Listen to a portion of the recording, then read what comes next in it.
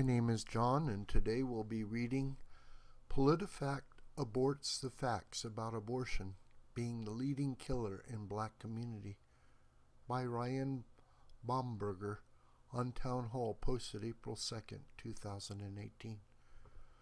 Ryan Bomberger has a rather unique perspective on the nature of purpose.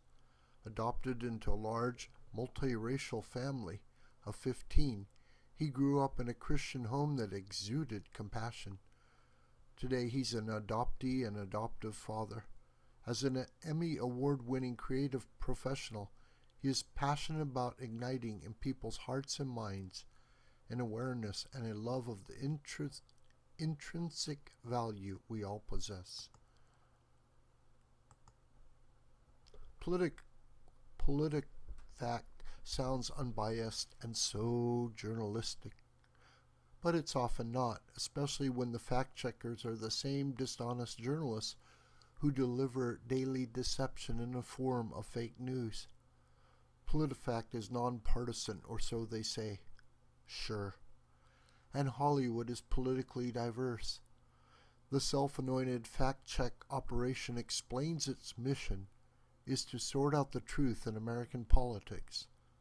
There's obviously a typo in there. I'm pretty sure they meant filter out the truth.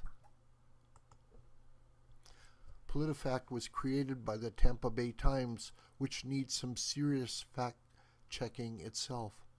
In a recent Politifact fact-check, Gardner Selby plays a pathetic game of semantics to arrive at a false conclusion about abortion's impact in the black community when he declared that State Representative Republican Texas Jason Isaac makes a mostly false claim that abortion is the leading killer of black Americans. Abortion is the number one killer of black lives. Outnumbered in the CDC's reported top 15 leading causes of death among blacks in 2014 combined. The pro-abortion Guttmacher Institute, created by Planned Parenthood, reported 926,200 abortions in 2014, 28% of which were among black women.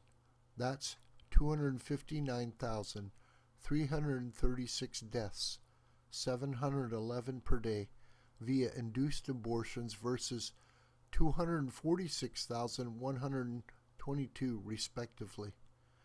It was 996 abortions per day back in 2008, which represent Isaac may have been quoting. Abortion-induced deaths of the unborn in the black community are 69 times higher than HIV deaths, 31 times higher than all other homicides, 3.6 times higher than cancer-related deaths, and 3.5 times higher than deaths caused by heart disease. Selby, preferring euphemisms over the literal meaning of words, explains, but it's worth noting for starters that Isaac's characterization of abortions as killing babies is disputed. Disputed by whom? Those who unscientifically say unborn children are just clumps of cells? Political activists like former Planned Parenthood President Cecil Richards, who said protesting an abortion is like protesting a man's colonoscopy? Selby justifies such dispute by referring to pro-abortion activists who refer to unborn fetuses. That changes nothing. Fetus is simply Latin for offspring. The offspring of humans are humans. Embryology is unambiguous when it comes to this century-long known fact. Human life begins at fertilization. Any act that intervenes and terminates that life prior to birth, such as miscarriage or induced abortion, causes the death of that human life.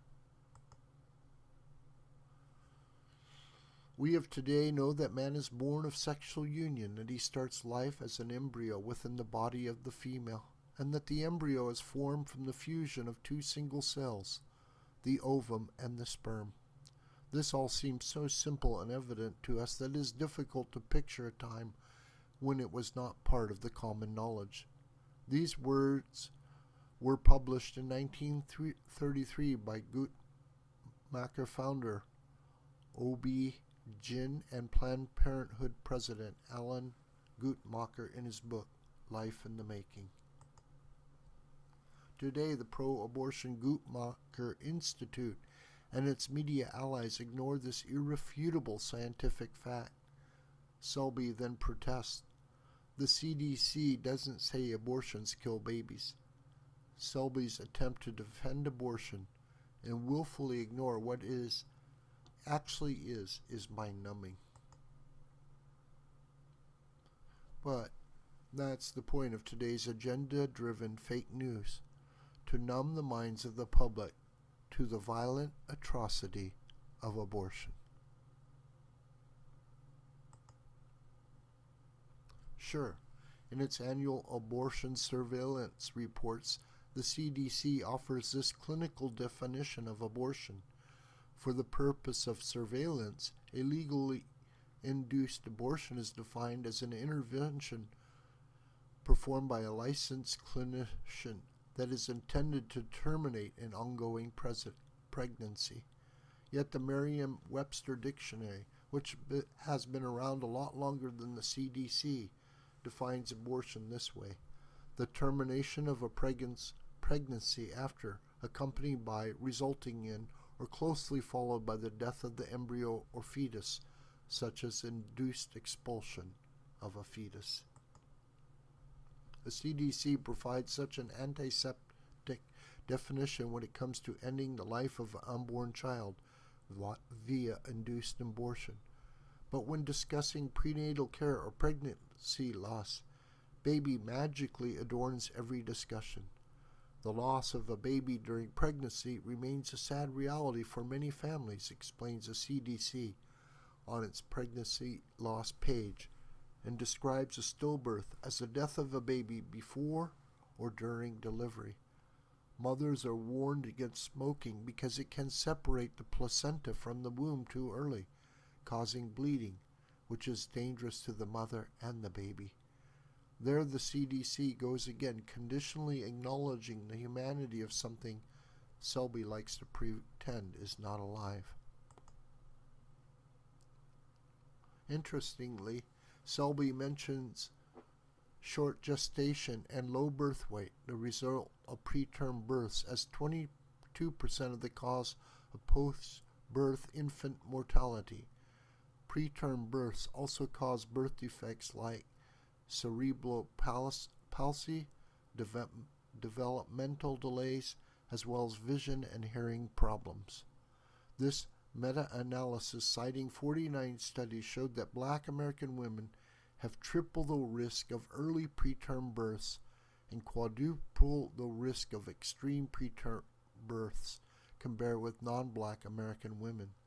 These studies showed preterm births were significantly increased by previously induced abortions. According to the CDC, Black women have triple the abortion rates of white women.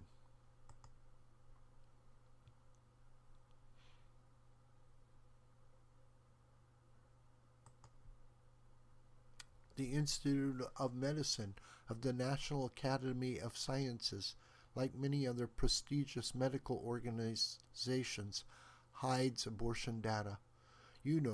Because they trust women. Buried on page 625 of this study is Table B5, which lists the immutable medical risk factors associated with preterm birth. The third risk factor listed: prior first trimester induced abortion. This crucial fact is mentioned nowhere else in the entire study. Now, is this science or is this politics? Yet Guttmacher, which Politifact religiously regurgitates as irrefutable fact made these false claims about induced abortions' impact on women. Abortions performed in the first trimester pose virtually no long-term risk of problems such as infertility, ectopic pregnancy, spontaneous abortion, miscarriage, or birth defect, and little to no risk of preterm or low birth weight deliveries. Politifact, also known as Politifiction, simply operates with the same DNA as its creator. Mainstream media needs to stop pretending it exists to inform the public. The Radiance Foundation gives Selby's fact check a mostly political rating, which for the rest of us means liar, liar, pants on fire. This video is a production of the School of the White Crane. My name is John Brooker, and you can reach me through commentary on this video or through my Gmail listed here. Please share this video with family and friends and on social media.